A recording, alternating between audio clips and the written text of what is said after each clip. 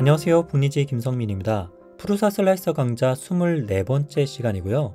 전문가 모드에 대해서 알아보고 있습니다. 오늘은요. 지난 시간까지 인필 부분까지 했었는데요.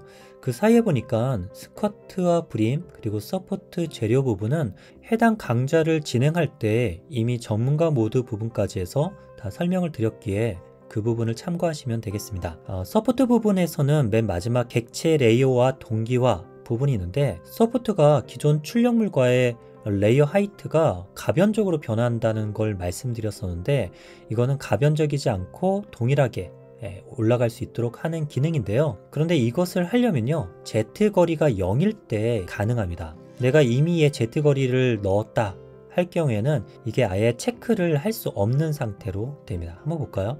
여기 이렇게 되어 있을 때는 체크 항목이 나오지 않죠.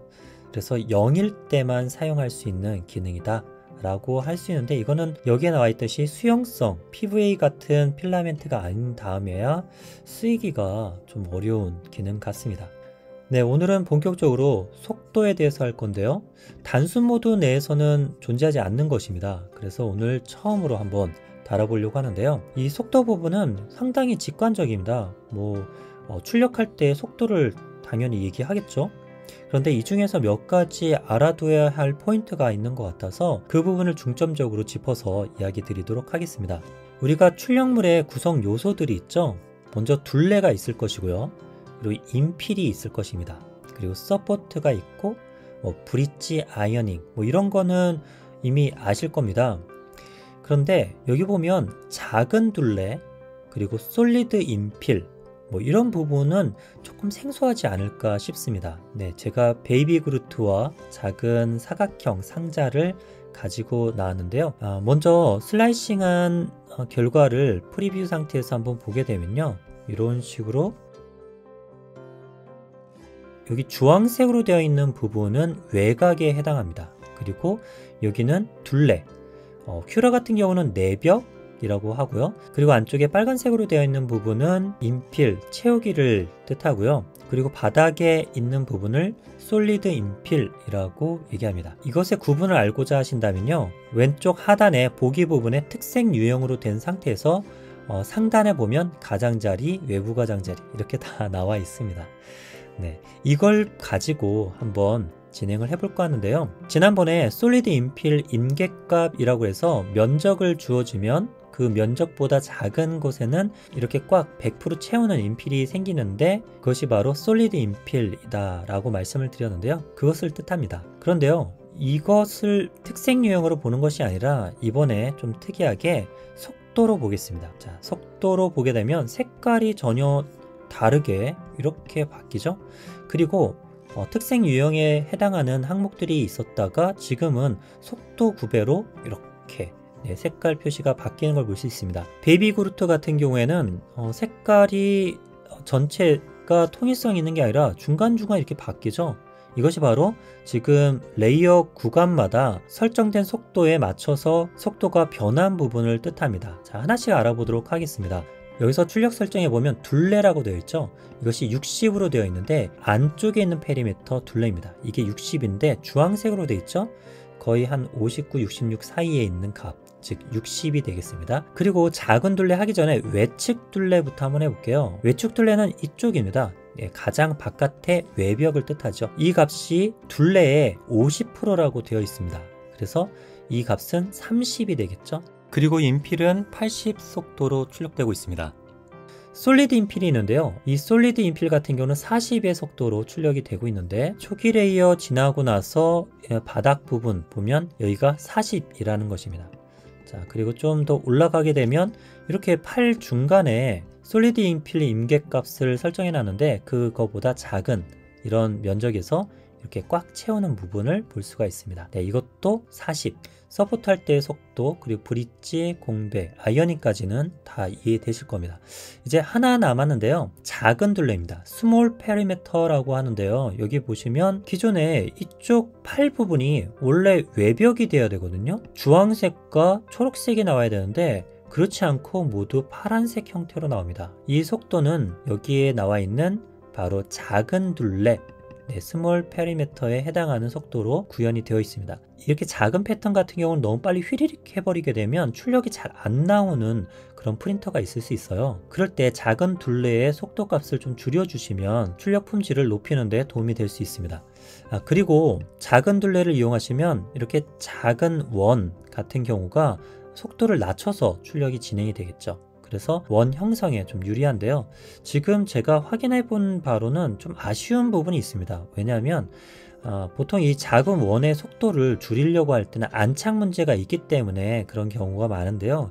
이걸 보시면 알겠지만 첫 레이어는 첫 레이어 속도에 영향을 받아서 안착 부분에서의 작은 원은 속도를 낮추지 않습니다. 네, 이 부분이 좀 많이 아쉬운데요.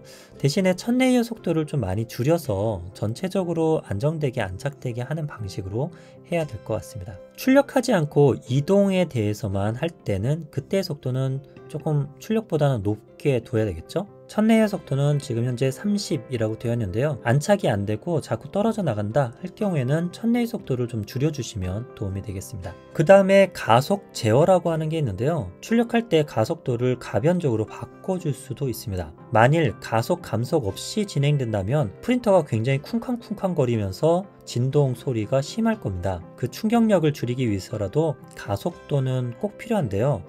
가속도가 너무 높으면 역시 마찬가지로 쿵쾅쿵쾅 흔들림으로 인한 출력 품질 불량이 나올 수도 있습니다. 제가 경험상으로 추천드린다면 메탈 바디에 조금 강성이 높은 그런 프린터 같은 경우는 맥스로 한 3000 정도까지, 평상시에는 한 1500 정도를 추천을 드리고요. 그렇지 않고 일반적인 프린터들 엔더3나 이런 거 같은 경우는 한 800에서 1000 정도 사이의 값을 주시면 좋지 않을까 합니다. 어떤 분들은 저크 값이 어디서 설정하느냐 이렇게 궁금해 하신 분들이 있는데요. 저크 설정과 각각의 맥스 가속도 설정은 프린터 설정에서 해줄 수 있습니다. 자, 프린터 설정으로 들어가셔서 머신 한계 설정으로 들어가시면요. 여기 이동 속도의 맥스 미니 있고요. 그리고 최대 가속도가 얼마까지 가능한가, 그리고 저크가 바로 여기 있습니다.